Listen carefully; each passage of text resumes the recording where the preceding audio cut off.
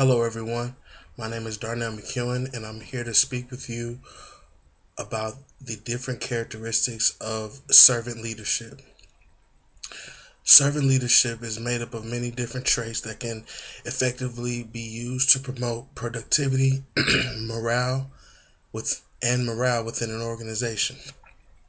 Effective servant leadership styles have these traits: general sense of caring for the people that work for your organization, effective listening skills, and the ability to delegate powers within the organization. Now, these three characteristics that I'm going to explain play a major role in effectively being a servant leader. The first one is general sense of caring. When you hear that term, does that make you think of caring for the other individual like you would care for your own child or family member? Well, to a certain extent, it should. For the people you lead, notice more than you think. As a leader of an organization, if the organization doesn't truly believe that you have their best interests at heart, then you run the risk of failure due to many factors that could arise, such as low morale, weak productivity, and other things.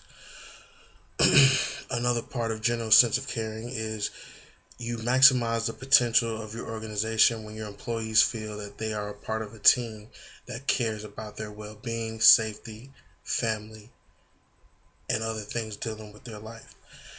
Now, one way that I exercised, having a general sense of caring was when I was in charge of my soldiers while serving in the military. I would, try to talk to each one individually and get a sense of their lifestyle and what they like to do, because a lot of times many soldiers get overlooked during the holiday season, and that's like the toughest time for many soldiers who are away from home, away from family, because they tend to be all alone during a time where being with family is like the top priority.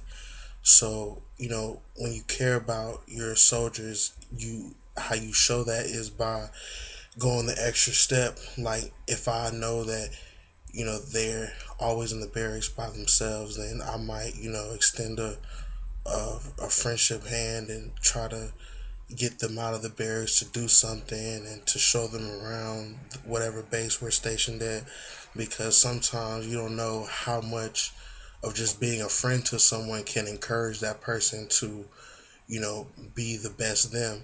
And a lot of times, dealing with the military, you deal with suicides and stuff like that.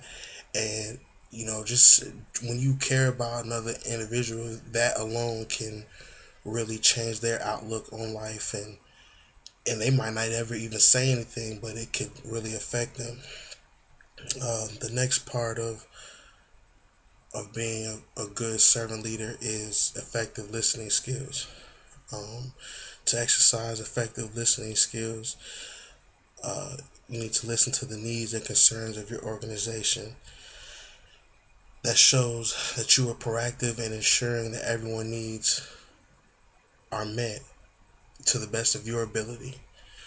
With that being said, you can't fix everyone's problem or everyone's situation. You might not be able to help with, but for the most part, listening to complaints or just ideas on how to make the organization run smoother should always be taken seriously and actually listened to and thought about as far as what can be done to improve the situation. Also, effective listening to the needs and concerns of your organization and actually finding ways to implement necessary adjustments. It's just like I say, a lot of times, a lot of bosses or managers, they don't really, they may say, okay, well, let's sit down and have a talk about what's going on within the store or within the business, and they hear different complaints or different suggestions, but they don't really take heed to it. They just basically check off the box to say that they've done something, or they've you know had a sit down to where they listen to other suggestions or complaints.